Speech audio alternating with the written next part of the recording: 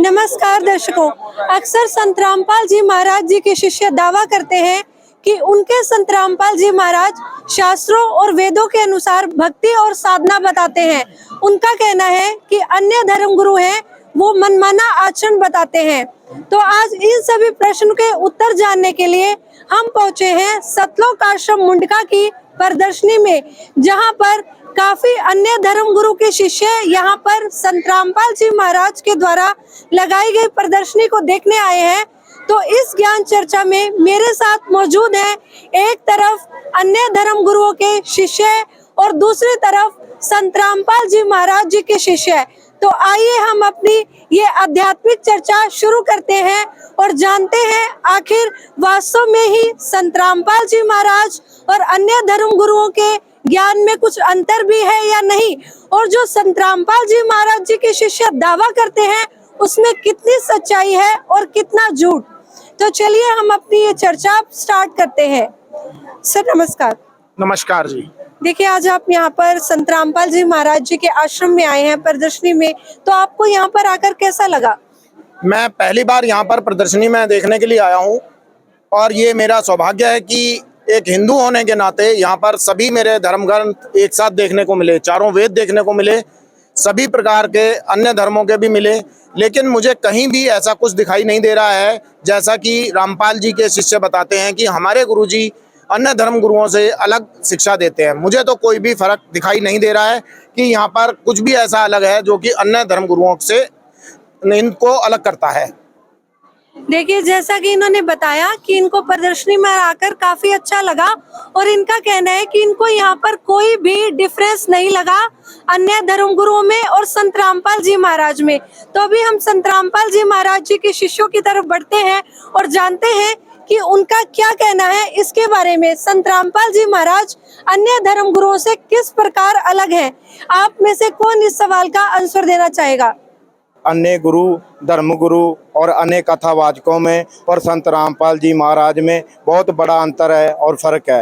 वो इसलिए कि हमारे जो संत रामपाल जी है वो शास्त्रों के साथ विद प्रूफ दिखाते हैं। 6 शास्त्र, 18 पुराण, 4 वेद, गुरु ग्रंथ साहिब, बाइबल, गीता, उसमें सब ये सिद्ध करते हैं कि परमात्मा कबीर साहब है और विद प्रूफ दिखाते हैं। तो इसमें आपने स्वयं देखी होगी प्रदर्शनी, और पीछे हमारे गुरुजी के जो दोबारा प्रमाण दिखाए हुए हैं वो प्रदर्शनी में सभी सदग्रंथ रखे हुए हैं और सभी धर्म शास्त्रों के रखे हैं, जैसे सिख, मुस्लिम, ईसाई, हिंदू, सबके वहाँ ग्रंथ मौजूद हैं और आप भी प्रमाण से देख सकते हो कि परमात्मा कौन है। और इसलिए हमने ये ज्ञान सुना और पढ़ा और उसमें संत रामपाल जी और अन्य धर्म गुरुओं में बहुत बड़ा अंतर पाया, क्योंकि वो कुछ और बताते हैं और संत रामपाल जी विद प्रूफ बताते हैं कि परमात्मा कौन है। देखिए, जैसा कि इनका कहना है कि संत रामपाल जी महाराज जी वेदों में प्रमाणित करते हैं कि कबीर ही भगवान है। तो आप क्या कहना चाहेंगे? क्या आप कबीर जी को भगवान मानते हैं? मैं कबीर जी को भगवान नहीं मानता हूँ, क्योंकि आज तक जो हमने अपनी किताबों में पढ़ा है कि कबीर जी एक कवि थे, तो कैसे मान लिया जाए कि वो एक भगवान है? इसका क्या प्रमाण है? आप प्रमाण बताइए, ये जानना चाह रहे हैं संत रामपाल जी महाराज जी ने कहाँ पे प्रमाणित किया है कि कबीर जी ही भगवान है? नमस्कार जी। कबीर जी ही भगवान है, ये हमारे गुरुजियों ने संत रामपाल जी महाराज ने प्रमाणित कर दिया गीता जी में और वेदों में। जैसे गीता अध्याय 8 के श्लोक 3 में पूर्ण परमात्मा, पूर्ण परमेश्वर की जानकारी है। और जैसे वेद है ऋग्वेद मंडल नंबर 9 सूक्त 86 मंत्र 26 और 27, ऋग्वेद मंडल नंबर 9 सूक्त 94 मंत्र 3, और जैसे यजुर्वेद है, यजुर्वेद अध्याय 5 के मंत्र नंबर 32 में, और यजुर्वेद अध्याय 40 के मंत्र 8 में। ये हमारे गुरुजियों ने प्रमाणित कर दिया कि कबीर ही भगवान है। और फिर जैसे गरीबदास जियों को मिले थे परमात्मा, तो गरीबदास जियों ने अपने ग्रंथ साहिब में भी मतलब प्रमाणित कर दिया कि जैसे वाणी बोली गरीबदास जियों ने कि अनंत कोट ब्रह्मंड का एक रति नहीं बार, और सतगुरु पुरुष कबीर है ये कुल के सृजनहार। तो हमारे गुरुजियों ने बिल्कुल गीता जी में और वेदों में बच्चे की तरह उंगली टेक टेक के बता दिया कि कबीर ही भगवान है। और कोई प्रमाण सहित बताना चाहे संत रामपाल जी महाराज जी का शिष्य है कि संत रामपाल जी महाराज ने प्रमाणित किया है कि कबीर जी भगवान है। कोई और इस सवाल का उत्तर देना चाहे? सत साहिब जी, जैसा कि ये जो सवाल है कि संत रामपाल जी महाराज जी ने और कहाँ बताया, हमारे अन्य जो जितने धर्म ग्रंथ हैं, जैसे कुरान शरीफ हो गई, बाइबल हो गई, गुरु ग्रंथ साहिब हो गई, तो उनमें संत रामपाल जी महाराज जी ने बताया, जैसे कि गुरु ग्रंथ साहिब का महला पहला की वाणी है, पेज नंबर 721 में, उसमें परमात्मा ने, उसमें कबीर साहिब, उन्होंने गुरु नानक देव जी की जो वाणी है कि अर्ज गुफ्तम पेश तोदन कून करतान हक्का कबीर करीम तू बे ऐब परवरदिगार, तो उसमें साफ उन्होंने बताया गया है कि जो कबीर परमात्मा, कबीर है वो परमात्मा है, वो करतार है। और हमारा कुरान शरीफ हम देखते हैं तो उसमें आयत नंबर 25 है, उसमें 25 आयत नंबर और 52 से लेके 59 में उसमें कबीर नाम स्पष्ट लिखा हुआ है, जो कि पूर्ण परमात्मा का नाम है, जिसको हम अल्लाह, खुदा, गॉड और अलग अलग नामों से जानते हैं। और भी जो हमारे जो धर्म गुरु, जो हमारे जिनसे परमात्मा आके मिले, जैसे दादू जी, नानक जी, मीराबाई और भी गरीबदास जी हैं, उनको परमात्मा आके मिले, उन्होंने अपनी वाणियों में स्पष्ट किया हुआ है कि जो हमें सतलोक लेके गए, सचखंड लेके गए, वो पूर्ण परमात्मा कबीर साहिब जी हैं। जब हम उनकी वाणियों को डीपली पढ़ते हैं तो हमें उसमें ये चीज़ें पता चलती हैं कि जो पूर्ण परमात्मा सब सृष्टि रचनहार है वो कबीर साहिब जी हैं। तो देखिए सर, आपने काफी प्रमाण यहाँ पर संत रामपाल जी महाराज जी के शिष्यों के द्वारा बताया गया कि गीता में भी प्रमाण है, जो भी इन्होंने बताया आपने सुना, तो अब आप क्या कहना चाहेंगे? मैडम, मैं ये कहना चाहूँगा कि इसका मतलब जो अभी तक हमें पढ़ाया गया, सिखाया गया, क्या उन सब चीज़ों को मैं गलत मान लूँ? मेरे अलावा यहाँ पर और भी लोग खड़े हैं जो कि अन्य धर्मों से रिलेटेड हैं, जिनको अपने धर्म के बारे में पूर्ण ज्ञान है, तो उसके बारे में क्या कहना चाहेंगे? ये क्या गलत पढ़ाया गया, हमें गलत सिखाया गया है? हमारे धर्म अभी वो मैडम खड़ी, मैडम ने बोला कि नानक साहब की वाणी है, उसे बोलते नानक साहब जी को बेग नदी के किनारे कबीर साहब मिले थे, तो मैंने कहीं देखा नहीं है कि नानक साहब कहीं वो कहते हैं कि नानक जी भगवान है, हम वाहिगुरु वाहिगुरु बोलते हैं। अब मैं आया, इन्होंने मुझे कहा कि नानक देव जी थे, ऐसे बाला मराना को वहाँ पे ले गए, समुद्र के किनारे खड़े हो गए, वो चल रहे थे पानी के ऊपर धरती की तरह, तो ओम सोम कर रहे थे। तो मैंने तो कभी सुना नहीं, मैं गुरुद्वारे भी गया हूँ, शीशगंज भी गया हूँ, बंगला साहब भी गया हूँ, जितने दिल्ली में गुरुद्वारा सब में गया हूँ मैं। आज तक मुझे किसी ने बताया नहीं है कि नानक देव जी को गुरु थे, जिंदा महात्मा थे। वो तो भाई मुझे लेके आया यहाँ पे, वो मुझे कह रहा है कि ये देख, मुझे तो विश्वास नहीं हो रहा। मैं कैसे विश्वास करूँ कि प्रधान जी को कोई गुरु जिंदा महात्मा थे, इनको कबीर साहब मिले थे, मैं कैसे मान लूँ इस चीज़ को? हाँ जी, तो आप क्या कहना चाहेंगे? हम देखो, कोई माने चाहे ना माने, लेकिन संत रामपाल जी ने जो गुरु ग्रंथ साहिब से साबित किया है और उन्होंने बताया है कि जो गुरु नानक को जिंदा महात्मा वेई नदी पे सुल्तानपुर लोधी में जो मिले थे, वेई नदी के किनारे पे, वो एक कबीर साहब ही थे। और इसका प्रमाण भाई बाले वाली जन्म साखी में भी है और समुद्र वाली साखी में है वो। तो गुरु ग्रंथ साहिब में भी इसके बहुत हैं प्रमाण। जैसे एक 721 पेज पे ये भी बताया है कि जक अर्जन गुप्तन पेश कौन करतार हक्का कबीर करीम तू बे परवरदिगार। हम देखो सब ये तो बच्चा इस बात को जानता है कि परवरदिगार तो परमात्मा को ही कहते हैं। और गुरु ग्रंथ साहिब में बहुत में ऐसे प्रमाण हैं, जैसे 566 अंक पे एक गुरु नानक साहब की बाणी है, तेरे बंके लोइन दंतर साला सोने नक जिन लंबड़े वाला कंचन काया सोने की टाला। भी जहाँ तो खुद उन्होंने नानक साहब ने साबित किया है कि उसके कान भी हैं, आँख भी है और सोने उसके दांत भी है। तो एक उसमें एक बाणी में ये भी आता है, गुरु नानक साहब ने बता रखा है, नीच जात परदेसी मेरा खिन्न आवे तिल जावे, जहाँ की संगत नानक करेंदा त्यों क्यों कर मूढ़ा पावे। इसलिए ये साबित होता है। और हमारे गुरु जी ने, संत रामपाल जी महाराज ने ये साबित कि जो गुरु नानक देव जी के गुरु थे वो परम पूज्य परमेश्वर कबीर साहब जी थे, और स्वयं उसको सतलोक से डायरेक्ट सचखंड से आके और वेई नदी पे मिले थे और उनको वो ज्ञान दिया था, सचखंड का ज्ञान बताया था। तो और भी बहुत से प्रमाण हैं। एक बाणी है गुरु नानक साहब की, फाई सुरत मलुकी वेश हेठ गवाड़ा ठगी देश खरा सियाना बहुता पार्क धानक रूप रा करतार। जहाँ गुरु नानक साहब खुद बताते हैं कि वो धानक कांची में जो कबीर जलाया आम नागरिक का काम कर रहा है, जो वो दुनिया को ये फाई सुरत मलुकी वेश, मान लो फाई लोगों को वो अपनी मनमोहनी सूरत से फंसा रहा है और ठग रहा है। तो इसलिए हमने तो ये चीज़ सिद्ध की है गुरु जी ने कि वो गुरु ग्रंथ साहब में गुरु नानक देव के गुरु और कबीर परमात्मा ये कंप्लीट है। सर कहना चाहेंगे अब, इन्होंने आपको प्रमाण दिए हैं, इन्होंने गुरु ग्रंथ साहिब में आपको पेज नंबर भी बताया है कि वहाँ पर प्रमाण है, तो अब आप क्या कहना चाहेंगे? देखो, मैं जो उन्होंने बताया मुझे पेज, मेरे वीर जी ने, मैं अब देखूंगा कि कौन से पेज पे क्या लिखा हुआ है, ऐसे विश्वास करूंगा नहीं मैं। अब मैं ये भाई मेरे को कब से कहना है आप पंजाबी कौम से बिलोंग करते हैं पंजाब और से गुरु जी। नानक देव जी को मानते हैं और आज तक आपने अपना ही गुरु ग्रंथ साहिब ही नहीं पढ़ा। देखो जी, हमने सुना है मैं कि गुरु नानक देव जी का ग्रंथ साहिब है, गीता है, जितने भी मेरे हिंदू भरा है गए ने सब नु गीता हिंदी है, पुराण है गए हैं। पर जो हमारे पंडित हैं, हमारे जो गुरु, हमारे जो हम जाते गुरुद्वारे में गुरु ग्रंथ साहिब के पास जाने देते किसी को, लेकिन वहाँ मैं देखा है कि वो बोलते हैं गुरु नानक देव जी भगवान है। तो इस भाई ने मुझे बताया, ये कब से मुझे कह रहा था कि चल वहाँ चल, मैं दिखाऊंगा तुझे कि कबीर साहब भगवान है, प्रमाण है। तो अभी मैं थोड़ा देख के है, बाकी पूछागा वीर जी ने दिखाओ मन किसी प्रमाण, ऐसे मानूंगा नहीं मैं। अभी इतना विश्वास से कह रहा मेरा भाई, तो मैं इसे पूरा देख के तसल्ली होगी तो फिर मैं मानूंगा कि हाँ भी गुरु नानक देव जी को भी जिंदा महात्मा मिलते हैं, जिंदा कबीर जी है। मैं देखांगा, पूरा विश्वास करांगा, फिर मनांगा मैं गल नूं। हाँ, ये आपको बता रहे हैं, प्रमाण भी बता रहे हैं, अपना ग्रंथ साहिब भी बता रहे हैं कि वहाँ पर लिखा है, तो आप देखो जी, क्या कुछ भी कह ले हो, मैं कहना मैं मोदी का भतीजा हुआ, मान लेगा कोई? और मेरा वी बन दिखाएगा फिर मनांगा कि हाँ भी जिंदा महात्मा कबीर साहब सीगे ते बिन नदी के किनारे कबीर साहब गुरु नानक देव जी ने लैके गए सीगे। एक ना कि 4-5 दिन उत्थे उन्हां दा शरीर साइड ते पिया रहा छुपाता जिंदा महात्मा ने। फिर सत लोग सचखंड से गए तो मैं सुनिया आंदे वीर के मूँहों, जे मैनू कह भी रहा वा कि आ पेज नंबर, वो पेज नंबर, मैं जावांगा अपने गुरुद्वारे, उत्थे जिहड़े मेरे हैगे वीर पाठी उन्होंने पूछांगा, नाल मैं भरा नूं लै जाऊंगा नाल कि चलो वीर जी ते आपस में डिबेट करावांगा, सच्चा होया तो नाम ले लांगा फिर मैं भी, क्योंकि मेरा मकसद है मोक्ष कराना। क्योंकि इंसान का जो मेन मकसद है ना वो मोक्ष प्राप्ति है।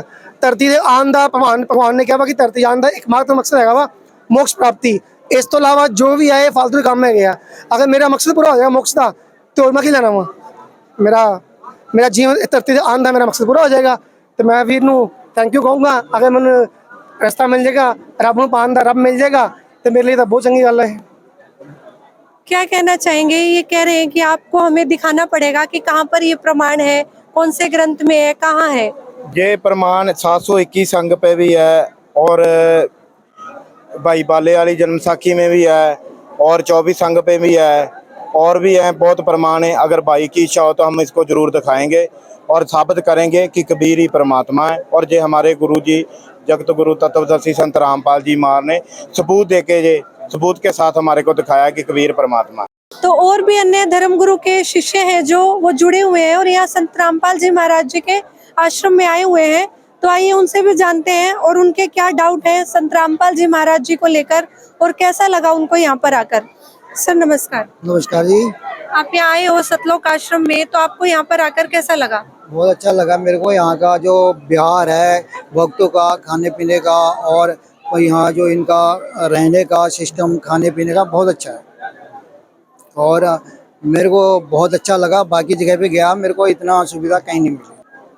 क्या कहना चाहेंगे? आप प्रदर्शनी में आए और इन्होंने प्रदर्शनी में बताया, आपको काफी प्रदर्शनी देखी होंगी आपने, कबीर जी को भगवान बताते हैं, आपके मन में कुछ डाउट हो, आप संत रामपाल जी महाराज जी के शिष्यों से जानना चाहते हो, ये हम इनसे जानना चाहते हैं कि कहाँ पर प्रमाण है और हमें प्रमाण दिखाओ कि ये हमारे ग्रंथ में लिखा हुआ है, ये वेदों में लिखा है, शास्त्रों में लिखा हुआ है। हमारे धर्म गुरु तो और बताते हैं, वो कहते हैं जी राधे राधे ओम नमः शिवाय करने से हमारी मुक्ति हो जाती है।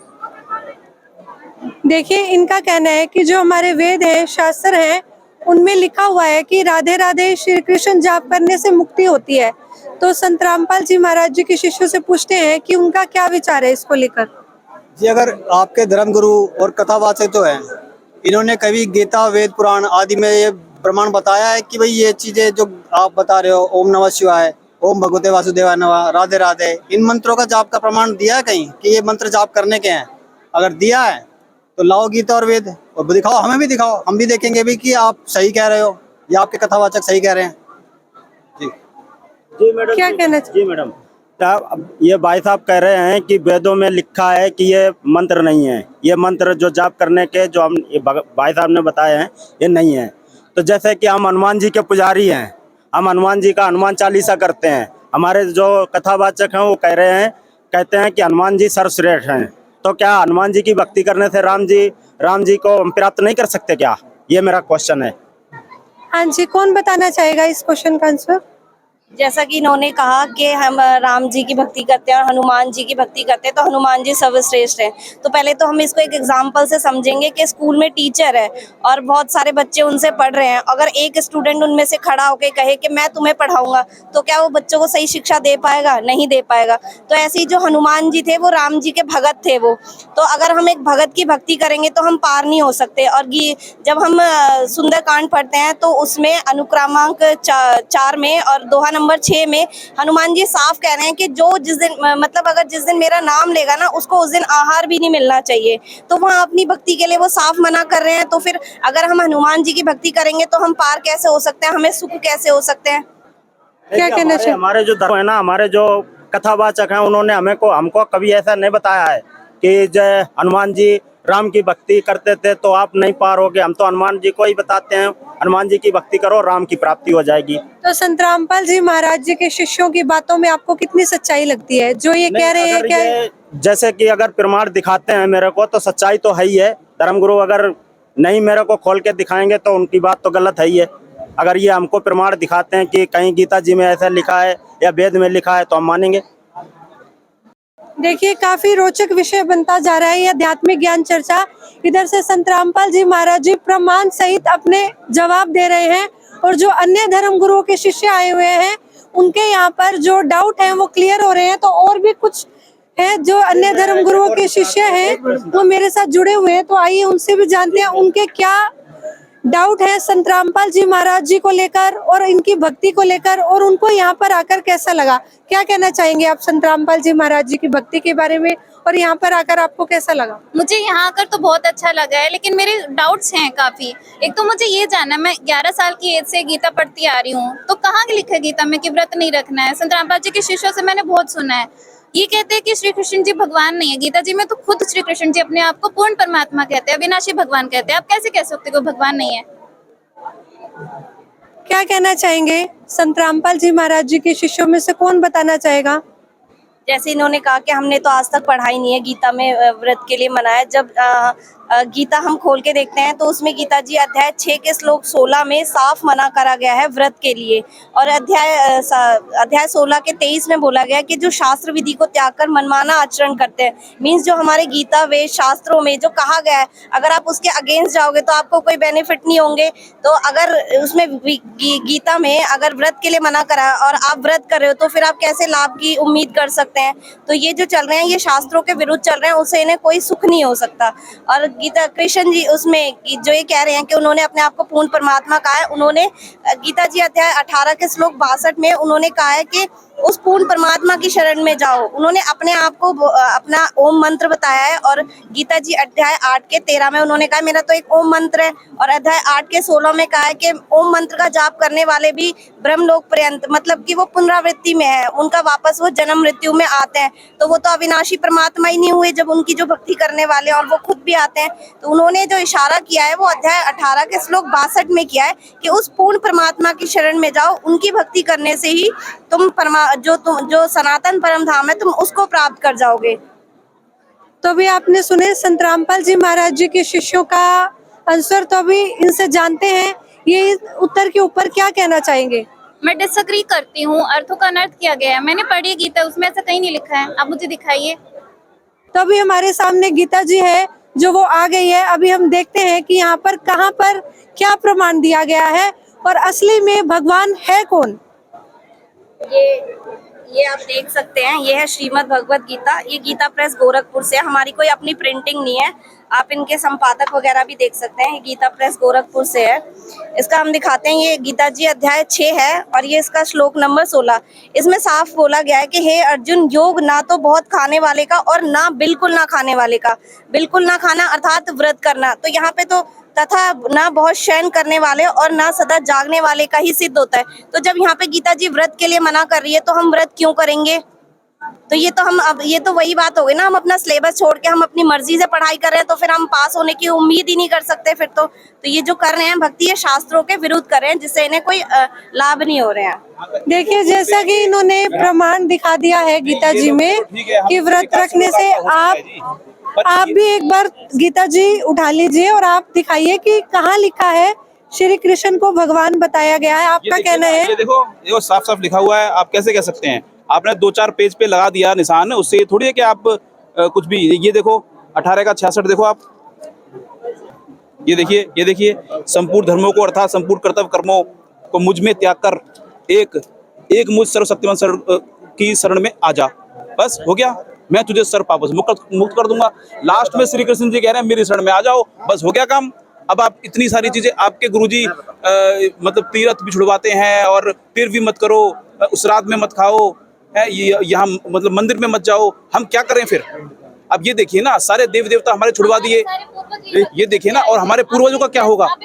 पूर्वजों का क्या होगा? श्राद्ध निकालने के लिए मना करते हैं, बताइए आप कैसे आप सिद्ध कर सकते हैं जी?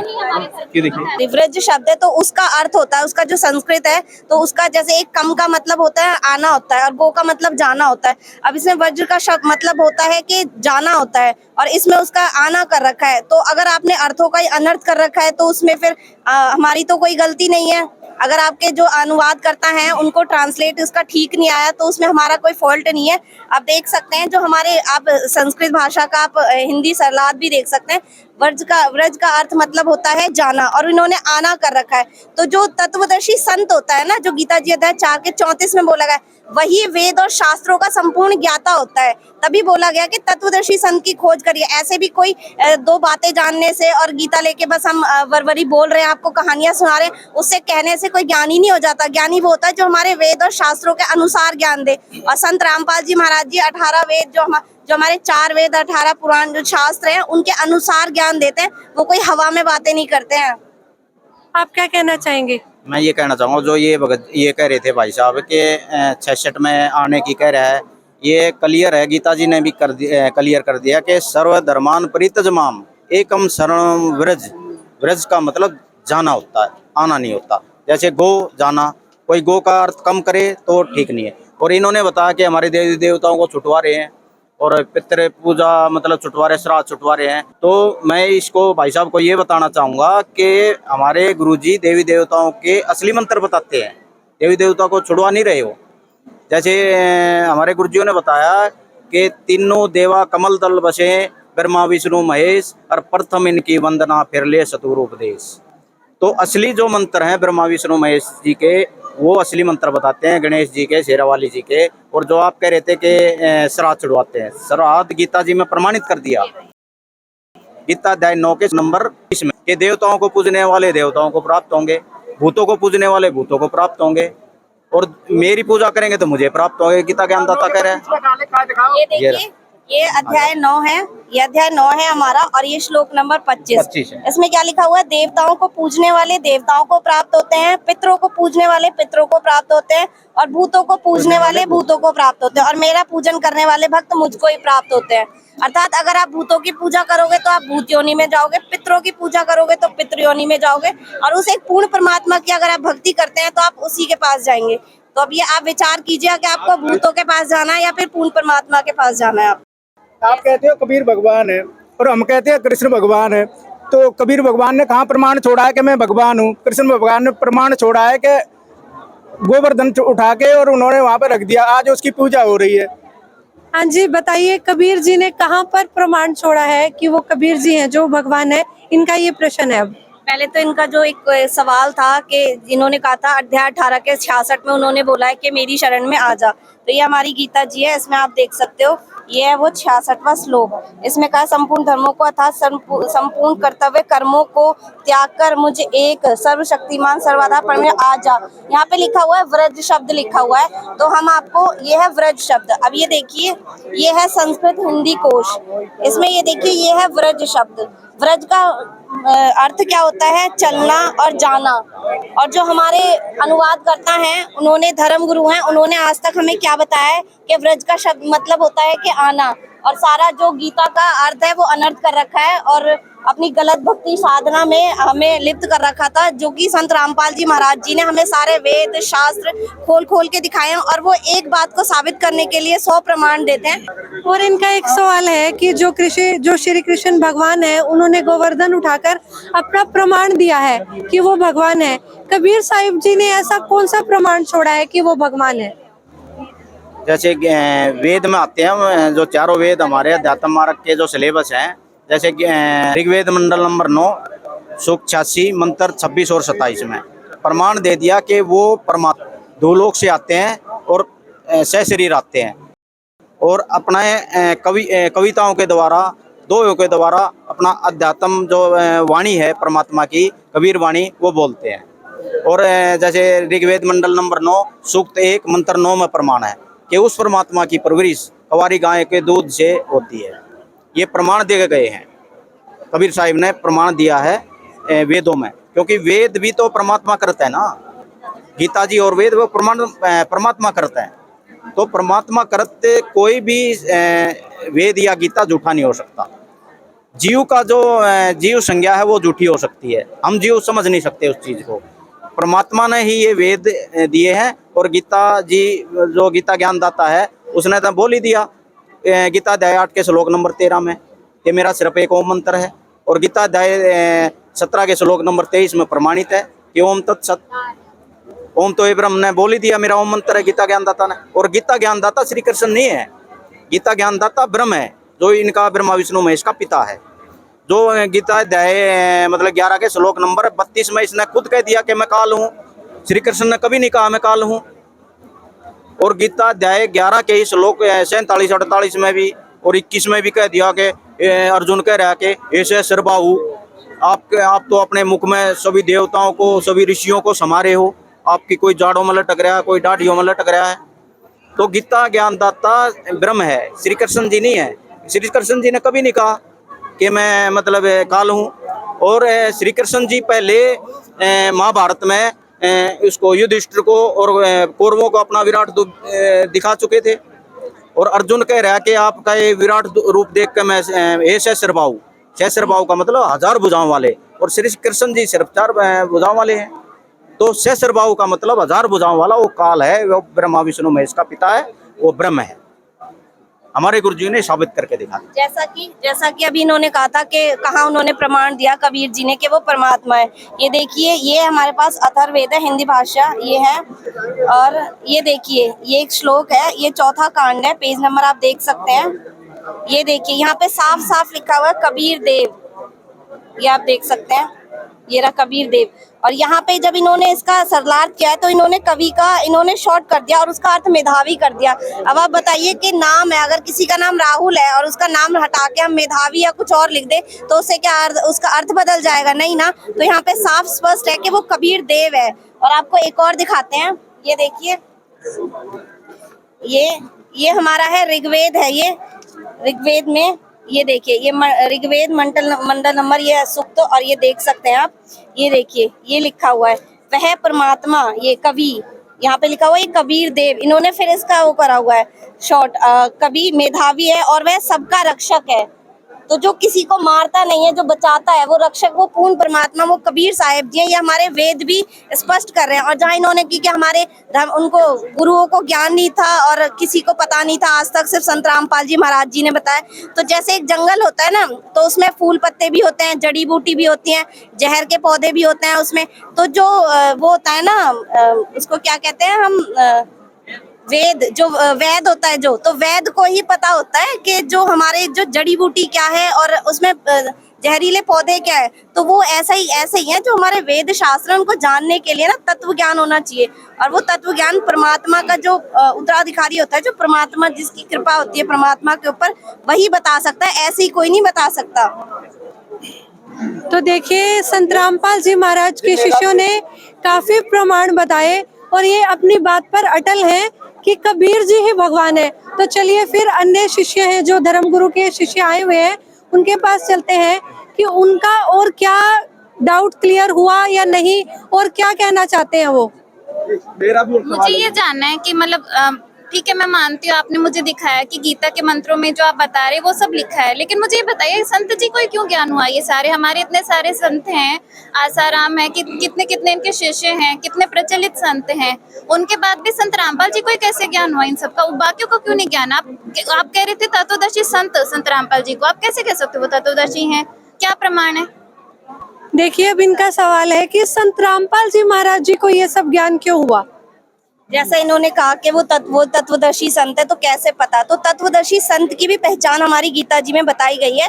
गीता जी अध्याय 15 के श्लोक 1 से 4 में बताया गया है कि जो संसार है उल्टा लटका पीपल का वृक्ष है, और जो इसके सारे विभागों को वेदवित सहवेदवित वेदों के अनुसार बता देगा वो होता है तत्वदर्शी संत। तो संत रामपाल जी महाराज जी ही ऐसे संत हैं जिन्होंने उस पूरे श्लोक का उन्होंने अर्थ किया है और सारे विभागों को सही सही बताया, और उनकी भक्ति करने वालों को लाभ भी हो रहे हैं।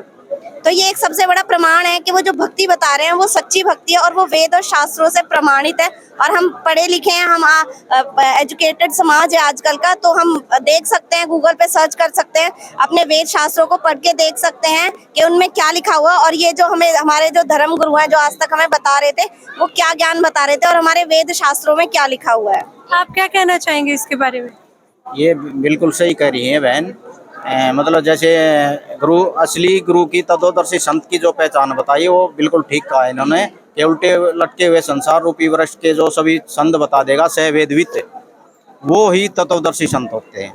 और जैसे हमारे गुरुजी ने बताया कि गुरु बिन काहू न कहा ज्ञाना, जो थोथा बूझ चढ़े मूड किसाना, गुरु बिन वेद पढ़े जो प्राणी, समझे ना सार रहे अज्ञानी। जैसे भाई साहब कह रहे थे कि हमने गीता पढ़ी ही नहीं, तो हमारे गुरुजियों की बुकें हैं, ज्ञान गंगा है, जीने की राह है। हमारे गुरुजियों ने तो हमारे को अपने जितने भी अनुयायी हैं संत रामपाल जी महाराज के, वो उंगलियों पे गीता जी को रटवा दिया है बिल्कुल पूरा का पूरा। और गुरु के बगैर ज्ञान नहीं हो सकता। जैसे बच्चा स्कूल जाता है तो वो टीचर जो होता है वो उसका बच्चे का गुरु होता है, और वो गुरु उसमें सिलेबस के अनुसार पढ़ाएगा और वो बच्चा उसमें पेपर में लिखेगा पास होगा। ऐसे ही हमारे गुरुजी तत्वदर्शी संत हैं, और तत्वदर्शी संत की पहचान बताई दिया है गीता अध्याय 15 के श्लोक नंबर 1 से 4 में।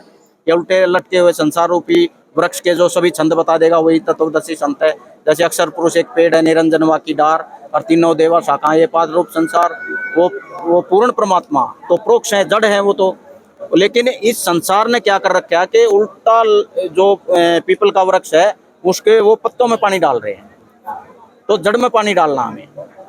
तो हमारे गुरुजियों ने इस समाज को जैसे आप लोग बता रहे हैं, इनको सबको बता दिया कि उल्टा लटका हुआ संसार रूपी वृक्ष उसको सीधा करो और जड़ में पानी डालो। आप पत्तों में पानी डाल रहे हो, ब्रह्मा विष्णु महेश को पूज रहे हो आप, तो आप जड़ में पानी डालोगे तो ब्रह्मा विष्णु महेश, जैसे जड़ में पानी डालोगे तने में जाएगा अक्षर पुरुष, फिर डार में जाएगा सर पुरुष, फिर तीनों देवा शाखा ब्रह्मा विष्णु महेश उनमें जाएगा, फिर हम पात्र रूप संसार हैं, हमें ये फल अपने आप देंगे ही देंगे। तो तत्वदर्शी संत गीता अध्याय 4 के श्लोक 34 में जो कहा है, और गीता अध्याय 4 के ही 32 में जो सच्चिदानंद घन ब्रह्म की वाणी बोली है परमात्मा ने अपने मुख कमल से, उसका पूरा ज्ञान वो तत्व ज्ञान है। और उस तत्व ज्ञान को समझने के लिए तत्वदर्शी संतों के पास जाओ। उन तत्वदर्शी संत से नम्रता पूर्वक प्रश्न करने से और दंडोत प्रणाम करने से वो तत्वदर्शी संत तुम्हें उस परमात्म तत्व का उपदेश करेंगे। एक आंसर मैं भी देना चाहूंगी। जैसा कि मतलब दीदी ने कहा था कि हम कैसे पता लगाएं कि वो सतगुरु हैं, संत रामपाल जी महाराज जी जो है वो सतगुरु हैं। और फिर एक बात इन्होंने ये भी कही थी कि संत रामपाल जी महाराज जी को तो सतगुरु आप लोग कह रहे हो, बट जो अन्य धर्म गुरु हैं आप उन्हें क्यों नहीं कह रहे सतगुरु, उनका ज्ञान क्यों नहीं कह रहे? तो देखिए इसका जवाब जो ये है, जैसे हम वाणी है हमारी, गरीब सतगुरु के लक्षण को मधुर बैन विनोद, 4 वेद शास्त्र के है 18 बुध। सतगुरु की जो असली पहचान है वो ये है कि वो सतगुरु चारों वेद 6 शास्त्र 18 पुराण के अकॉर्डिंग ज्ञान बताता है। और ये बात मैं एकदम 100% गारंटी के साथ कह सकती हूँ, संत रामपाल जी महाराज जी के अलावा आज इस पूरे विश्व में कोई ऐसा धर्मगुरु नहीं है जिसने अपने सत्संग या प्रवचन में कभी भी किसी गीता को, किसी वेद को खोल के बता दिया हो कि यहाँ पे ये लाइन लिखी हुई है। जबकि अगर भाई हम संत रामपाल जी महाराज जी की बात कर ले, वो जो अपने सत्संग सुनाते हैं उसमें वो जो है हाईलाइट करते हैं, क्योंकि हमारे स्कूल में क्या होता है, हम एनसीईआरटी पढ़ते हैं, हम एक एक पॉइंट को हाईलाइट करते हैं ताकि हम उसे आगे जाके समझ सके, जनता समझ सके, बच्चे समझ सके। इसलिए वो एक चीज को हाईलाइट करते हैं ताकि किसी को पढ़ने में कोई दिक्कत ना हो कि मैं गलत बोल रहा हूँ। यहाँ तक कि वो एक चीज और बोल देते हैं, अगर मैं ये बात गलत बोल रहा हूँ ना तो इस दास की जीभ कट जाए। तो सदगुरु के लक्षण यही है कि वो वेदों के अकॉर्डिंग ज्ञान दे रहा है। जब वो ये चीज बोल रहे हैं इस दास की एक शब्द पे जीभ कट जाए, हम तो भाई मनुष्य हैं, एक एक ना जाने कितने कितने झूठ बोल देते हैं। तो उनका कहना सिर्फ साफ है, मैं चारों वेदों के अकॉर्डिंग ज्ञान बता रहा हूँ, अगर किसी में हिम्मत है आओ मेरे साथ ज्ञान चर्चा कर लो। बट आज तक किसी भी धर्मगुरु, ना जाने कितने धर्मगुरु हो गए हैं, सब क्या करते हैं, चारों वेदों को लेते हैं, गीता को लेते हैं, जितने भी हमारे धर्मशास्त्र हैं, लाल कपड़े के अंदर उन्हें बांध देते हैं, कहते हैं आओ इन पे मत्था टेको। क्या वो सिर्फ मत्था टेकने के लिए है? क्या उनके अंदर जो ज्ञान है वो हमें प्रमाणित नहीं दिखाना चाहिए? हम जाते हैं पंडित वगैरह के पास, वो कहते हैं श्राद्ध निकालो। क्या आपने कभी उनसे प्रूफ मांगा कि हाँ इस श्राद्ध को निकालने का कहाँ प्रूफ दिखाया गया है? कभी किसी ने कहा नहीं, बस पंडित जी ये कह देते हैं, पूर्वज करते आ रहे हैं, आप भी इसके रीति रिवाजों को चलाओ। क्यों? आजकल का एजुकेटेड समाज है, पर्सन है, सब एजुकेशन प्राप्त कर रहे हैं, सबको एजुकेशन है। उस चीज का पहले प्रमाण मांगो, क्योंकि जब तक हमारे पास प्रमाण नहीं होगा ना, तब तक हम उस चीज को एक्सेप्ट नहीं कर सकते। इसलिए संत रामपाल जी महाराज जी को हम सदगुरु की उपाधि देते हैं, तत्वदर्शी संत की उपाधि देते हैं। तो भी अन्य धर्मगुरु के एक और शिष्य मेरे साथ जुड़े हैं, इनका भी एक सवाल है, तो आइए जानते हैं ये क्या कहना चाहते हैं संत रामपाल जी महाराज के बारे में। संत रामपाल जी महाराज के शिष्यों के उत्तर सुनकर हमें ऐसा लगा कि वास्तव में संत रामपाल जी महाराज और अन्य धर्मगुरुओं में जमीन आसमान का अंतर है। अन्य धर्मगुरु कथावाचक निराधार ज्ञान देते हैं, जबकि संत रामपाल जी महाराज धर्मों शास्त्रों के अनुसार ज्ञान देते हैं। हमें इनका सत्संग सुनना चाहिए और पवित्र पुस्तक जो उन्होंने लिखी है वे पढ़नी चाहिए। आज से हम सत्संग सुनेंगे और पुस्तक भी पढ़ेंगे। Sir thank you. देखिए आज आपने हमारी ये जो आध्यात्मिक ज्ञान चर्चा है देखी, काफी प्रश्न थे जो अन्य धर्म गुरुओं के एक से एक बढ़कर आ रहे थे, लेकिन संत रामपाल जी महाराज जी ने इतने प्रमाण दिखाए, गीता जी खोलकर दिखाई और साबित किया कि संत रामपाल जी महाराज जी हैं जो वही हैं जो इस पूरे विश्व में शास्त्रों के अनुसार भक्ति बताते हैं। आप सब एजुकेटेड हैं और आप सब जानते हैं, सब पढ़े लिखे हैं, सब खोलकर देख सकते हैं गीता जी में क्या लिखा है। संत रामपाल जी महाराज जी ने एक एक श्लोक यहाँ पर दिखा दिया। तो आप सब हमारे साथ ऐसे ही, हम आपको और भी आध्यात्मिक ज्ञान चर्चा दिखाएंगे, आप हमारे साथ ऐसे ही बने रहिएगा। और अभी आप देख रहे थे ऐसे न्यूज, मैं सोनम शर्मा, नमस्कार।